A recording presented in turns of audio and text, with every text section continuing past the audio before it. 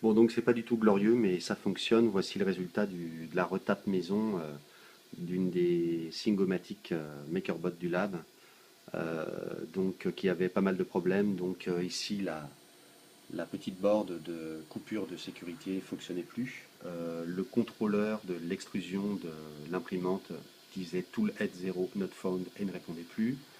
Le ventilateur ne fonctionnait plus.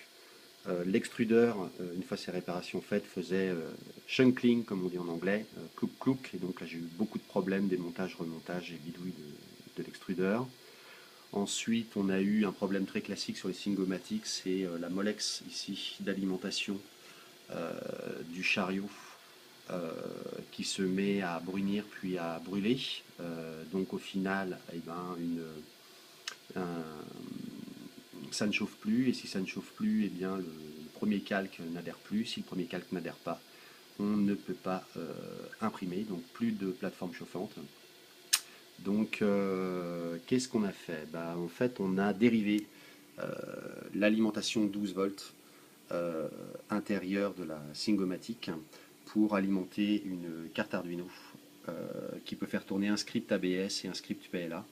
Donc là, on est sur un script qui permet en gros de maintenir une température à 95 degrés de chauffe sur cette plaque à plus ou moins 2 degrés à l'aide d'un petit ici transistor d'Arlington avec une bidouille typiquement maison, c'est-à-dire que ça chauffe pas mal et donc on peut avoir des fois ces soudures qui ont fondu, et depuis que j'ai mis ce petit radiateur en aluminium, ça ne fond jamais, donc ça fonctionne bien.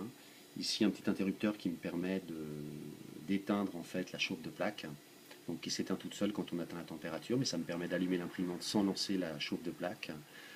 Alimentation également dérivée sur le ventilateur. Donc ce ventilateur-là, il n'est pas créé par MakerBot, donc il n'a pas les orifices qui permettent de le fixer. Donc du coup, je l'ai fixé un petit peu au-dessus avec un élastique. Ici sur la plaque chauffante, donc ça c'est relié à l'Arduino, on a les trois cosses de droite qui sont sur un morceau de la molex d'origine, parce qu'il n'y a pas beaucoup de jus dedans, il y a 5 volts. À l'intérieur de la plaque chauffante, donc dessous, j'ai mis un LM35 qui est un capteur de température, monitoré par l'Arduino, qui fait en quelque sorte clignoter en PWM l'arrivée électrique sur les autres broches, donc la broche négative qui est elle soudée ainsi que la broche positive, isolée au capton puis avec du scotch. Pour que ces fils-là ne bougent pas avec les mouvements de la plaque, on a ici une pince qui bloque en fait les fils. Autre chose, une plaque de verre très intéressante pour les impressions PLA, mais surtout non pas pour avoir un plan horizontal, mais pour avoir un plan tout court, donc pour avoir en fait un référentiel vraiment plat au niveau de l'impression. Là on voit que la lumière s'est arrêtée, ça veut dire que la plaque est à température. Pour l'éclairage de l'impression, j'ai tout bonnement une petite liseuse qui me permet d'actionner en gros un éclairage sur mon print.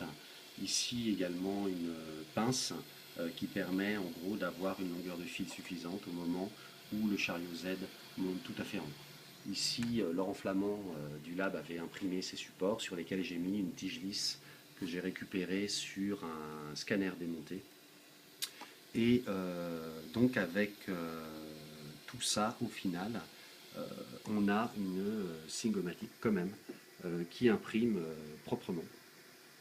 Donc je suis assez content parce que ça m'a demandé pas mal de travail, mais cette Singomatic produit des impressions qui sont désormais correctes.